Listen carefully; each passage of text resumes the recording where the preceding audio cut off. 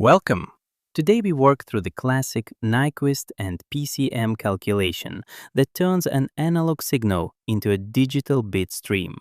Here is our analog signal. X of t equals 5 times the quantity 1 plus 0.5 sine of 2000 pi t minus cosine of 8000 pi t.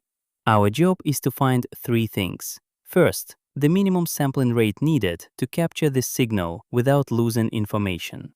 Second, the number of bits per sample if we use 256 quantization levels. Third, the minimum digital bit rate. Step 1. Find the maximum frequency in the signal. The signal has two oscillating components. The first is sine of 2000 pi t.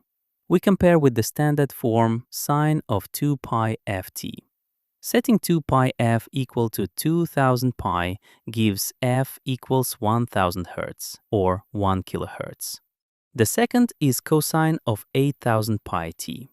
Setting 2 pi f equal to 8000 pi gives f equals 4000 Hz or 4 kHz. The constant term 5 and the DC offset 1 do not oscillate, so they contribute zero frequency. The maximum frequency in the signal is the larger of the two. Fmax equals 4 kHz. Step 2. Apply the Nyquist sampling theorem. Nyquist tells us that to capture a signal without losing information, we must sample at least twice the maximum frequency.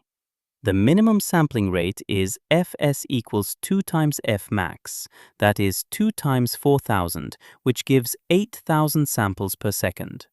This is written as 8 kHz or 8K samples per second. If we sample at this rate or higher, we can perfectly reconstruct the original analog signal. If we sample below this rate, aliasing occurs and information is permanently lost. Step 3. Quantization and bit rate. Each sample is a voltage value that must be represented as a binary number. The problem says we use 256 quantization levels. How many bits do we need? 256 equals 2 to the power of 8. So each sample requires 8 bits. Now the bit rate.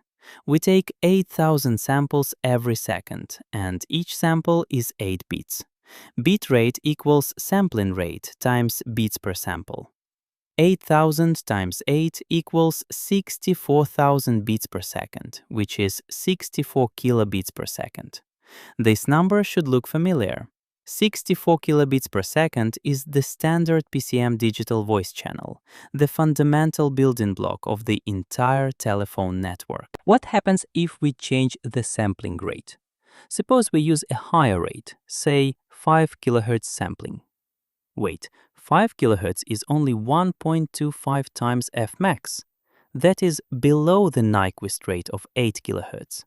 The signal will be recovered with a loss of information, which is not acceptable. Now suppose we use a much higher rate, like 32 kHz. That is 4 times Fmax. The signal will be recovered perfectly, but the bit rate jumps to 32,000 times 8 equals 256 kilobits per second. 4 times the data for no extra information. The Nyquist rate is the sweet spot, the minimum rate that preserves everything. Let us summarize the full chain. Start with an analog signal. Extract the maximum frequency, 4 kHz. Apply Nyquist, sample at 2 times 4, 8000 samples per second. Quantize, 256 levels means 8 bits per sample. Multiply, 8000 times 8 equals 64 kilobits per second. That is one standard voice channel. The same method scales to any bandwidth. For a 6 MHz TV signal, 2 times 6 MHz equals 12 million samples per second. At 8 bits per sample, that is 96 megabits per second. At 10 bits, 120 megabits per second.